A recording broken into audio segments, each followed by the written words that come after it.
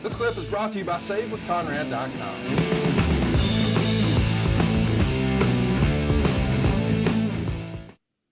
Let's talk about what happens next on the show. We've got a little backstage skit here where we see William Regal discover that Kamala is standing on his desk. I like the nod to the nostalgia here. And then we see a video package that's showing us some of the WWF superstars taking part in a WrestleMania pep rally with members of the armed forces. We come back into the arena. We see Kevin Kelly trying to interview Kurt Angle, but Benoit is going to attack him and put him in a crossface.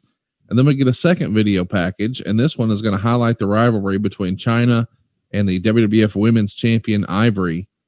This is a big moment for Chyna here. She's going to win the title from Ivory in 2.5 minutes. Reluctantly.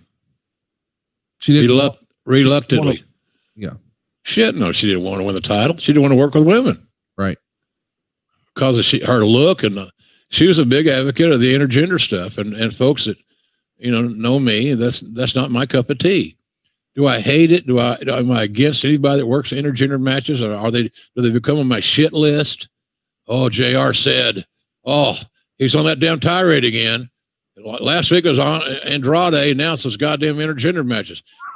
He's senile. I told you he was senile in a tweet, and all 14 of my followers loved it.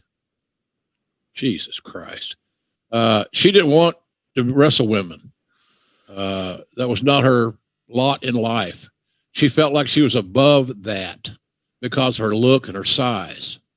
Now, in today's world, so if people say, well, in today's world, it wasn't in today's world back then. That was back then. This is 2001. It's 20 years ago. Women's wrestling has come farther in the last 20 years or so than at any other time, at least in my lifetime, in history. So with the list of talents that are out there now,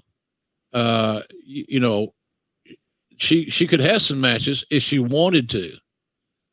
Or she could get in the ring with somebody like Asuka or Thunder Rosa or whomever and get her ass whipped. But that was not, she knew she had an end, and she was politically connected, and she just thought she was above working with women. And I felt bad for Lisa Moretti. Lisa Moretti didn't do any harm to Chyna. No. Lisa's a pro. Yes. And a lovely person. I think the world of her. And she helped us so much in the development of the divas back in those days. That was the thing about it, is that Chyna did not want to be known as a diva. Right. But she wanted to look like a diva, hence getting her jaw done and all those things. So it was a two-way street here. I wasn't sure what lane she was in sometimes, but I do know that she did not want to work with women, because she would come to me and say, well, how are you going to use me on the next house show run? Who am I going to work with? And so, we just felt like that having a champion that looked like her, she was like a Hogan. Right. And so, and that's that's a compliment, by the way. So, but she didn't see it that way. She saw herself in a different league. That's why when she ended up leaving, she was demanding she get paid as much as Austin. Right. So that wasn't even reasonable. I mean, that wasn't even plausible. I said, you can make a lot of money, but you're not going to get guaranteed that $1 million a year. So now we know that there's a lot of women in wrestling are making $1 million a year because the landscape has changed over the last 20 years. We're talking about 2001. And so, I don't know. I thought the cover was a shits. Chyna laid on her back, which is lazy shit, disrespectful. And I don't tirade of knocking Joni. I spent more time trying to help Joni than probably any other talent on the roster for a period of time there.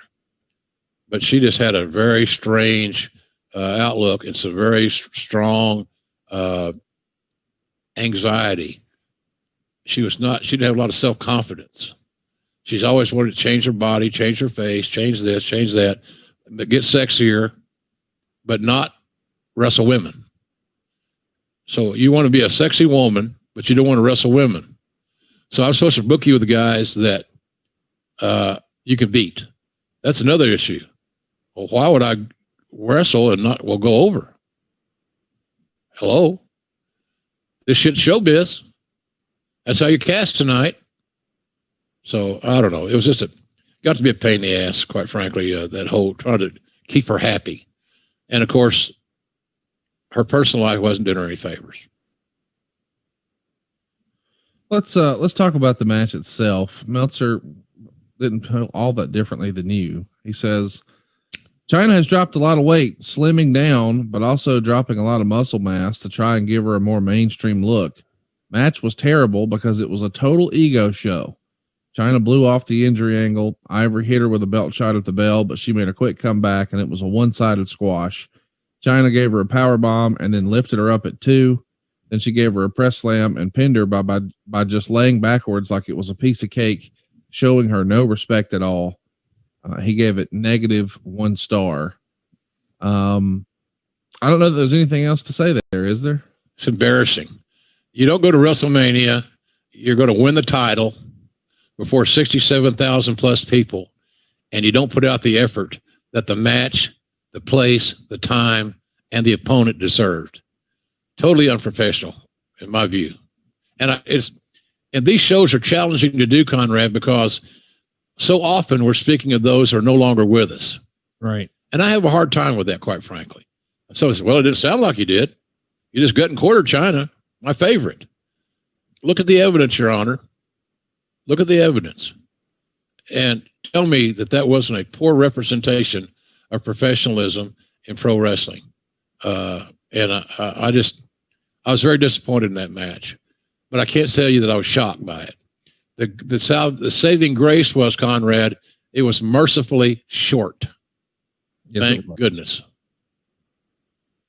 The next thing we see on the show is Jeff Bagwell and Moses Alou of the Astros. They're interviewed at ringside.